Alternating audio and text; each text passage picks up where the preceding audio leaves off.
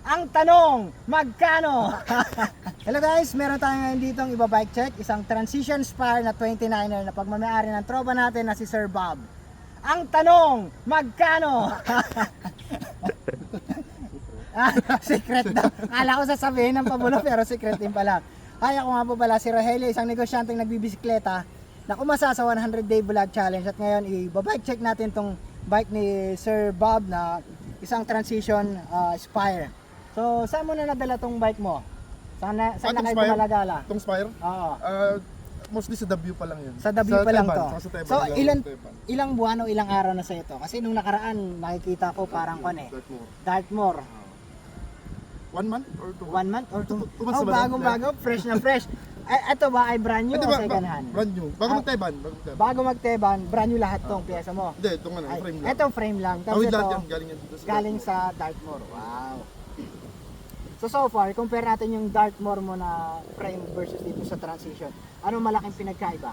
Yung ano, yung Dartmoor, ano, parang traditional yung geometry niya. Parang traditional Ito, yung geometry ang niya. pili ko mas malalim yung cockpit ito. Mas masarap yung Mas masarap siya dito. medyo may challenge lang ako sa pagpadyak. Medyo Ayun sa pagpadyak lang. Kasi super endurance siya. Super enduro. Ligo bago ride o ride bago ligo? Ligo bago ride. Nasubukan mo na bang mag-ride na hindi naliligo? Advance lang, mga 12 midnight ako naliligo. Advance. At least naligo pa rin siya, di ba? Hindi pa expired yung bangon nun, bro. 24 hours yun eh. Yung mga alam mong malilate ka sa pagising, maligo ka na kagabi. Ay sa gabi, maghilamos ka na lang sa pagkagising mo, baka may mga laway-laway ka dyan.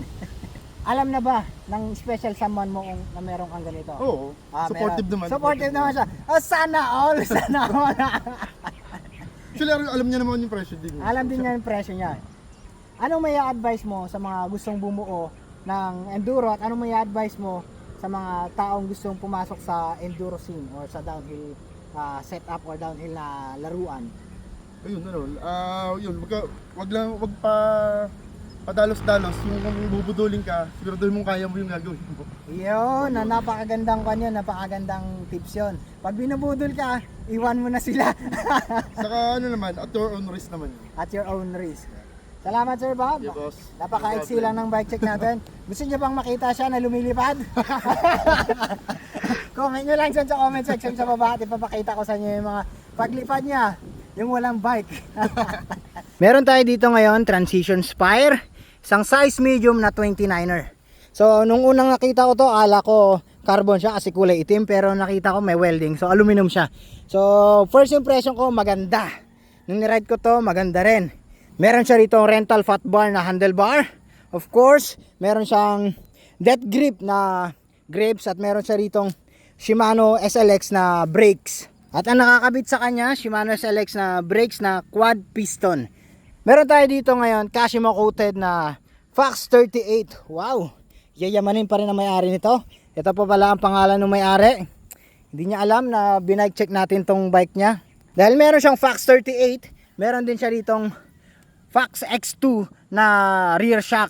So, Kashima coated din siya.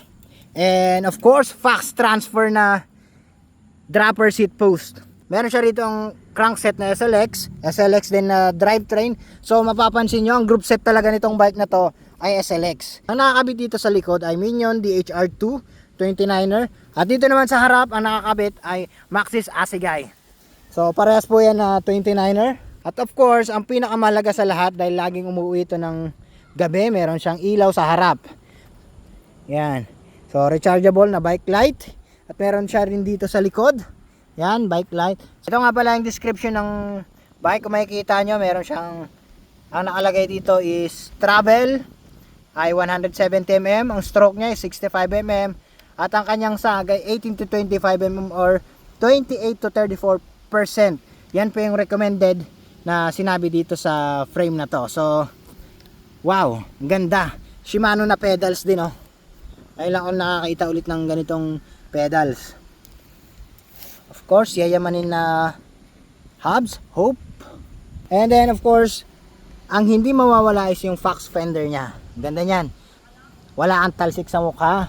Ito po yung pinakamamahalin niyang water bottle. Isang Fox din na water bottle. Original po yan. Comment nyo lang sa comment section kung magkano. Ikaw, may bike ka ba na gusto mong i-bike check natin? Comment mo naman dyan sa comment section sa baba para malaman namin.